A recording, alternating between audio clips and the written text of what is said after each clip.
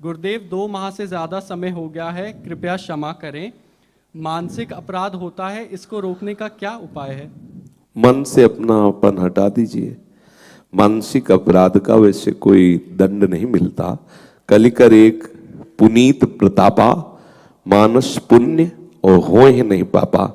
कलयुग का एक महामहिमा में प्रताप है कि यदि हमसे मानसिक संकल्प सुकृत का बन जाए तो उसका फल मिल जाता है, लेकिन दुष्कृत का बन जाए तो वो उसका दंड नहीं मिलता। नहीं तो हमारा कभी निस्तरण ही न हो।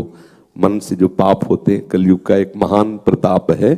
गोस्वामी जी ने कहा है कि उसका पापाचरण का जो संकल्प है उसका उसको दंड नहीं मिलता। दूसरी बात यह है कि यद्यपि साधक ऐसा करने में असमर्थता का अनुभव करता है, पर बहुत आनंद का विषय है जब हम मन से अपनापन हटा दें। जैसे मन में होता ना कि मेरा मन किसी विषय में गया, तो हम कहते तो जरूर है कि मेरा मन विषय में गया, लेकिन सीधे हम उसे अपना मान लेते हैं। तदात्म भाव होने पर लगता है मैं विषय में गया। समझना, हम मन में इतना तदात्म है, इतना तन्मय है कि उसकी हर चेष्टा को मैं में हम स्थापित किए कि मैंने ऐसा सोचा, मैंने ऐसा किया, मैं ऐसा करूंगा। समझ रहे, समझ में आ रहा है? अब आप खुद कह रहे हैं कि मन विषय चिंतन या मन अपराध का चिंतन करता है, तो आप तो नहीं करते ना, आप मन के दृष्टा हुए ना।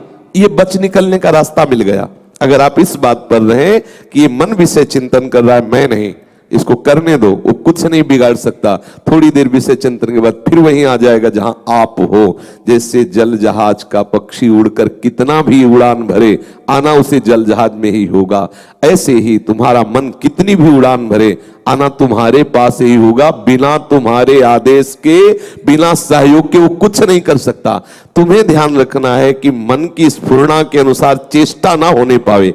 चेष्टा तभी होती है जब साधक मन में तदात्म कर लेता है, मन की वासना को अपनी वासना मान लेता है, मन की चेष्टा को अपनी चेष्टा मान लेता है। तो तदात्म भाव होने के कारण वो विकल हो जाता है, और विकल होकर उससे असत चेष्टाएं हो जाती है। असत चेष्टा ना हो तो मन सबका नाना प्रकार की वासनाओं का आकर्षण और संकल्प कराता है। साधक उनको सहन करता है, सहन करते ही वो वासनाएं नष्ट होने लगती है, मन निर्मल होने लगता है। सहत सहत बाढ़े भगति, भक्ति का वर्धन होता है, हृदय आनंदित हो जाता है, फिर मन का जाना रुक जाता है।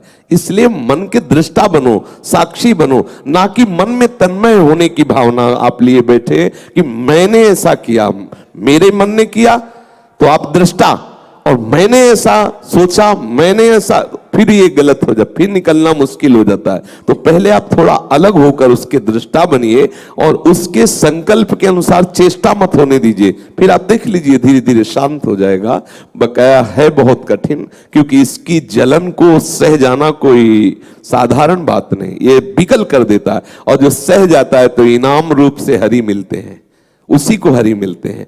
मन को मार लिया, मन मार्या तन बस में कीन्हा, हुआ भरम सब दूर, बाहर से कछ दिखना है, अंदर चमके नूर। प्रकट हो गए हरि, कृपा करी, देखा साधक बहुत जला, मेरे लिए बहुत तड़पा सहा, तो करुणा सिंधु ने रास्ता दे दिया अपने मिलन का। और वो स्वयं रास्ता देते हैं और स्वयं मिल जाते हैं। व्याकुलता रूप से वही आते हैं और मिलन रूप से भी वही आते हैं। इसलिए हम थोड़ा सा सावधान रहें, मन में तदात्म ना होने पावे, ये हमें सावधानी रखनी है।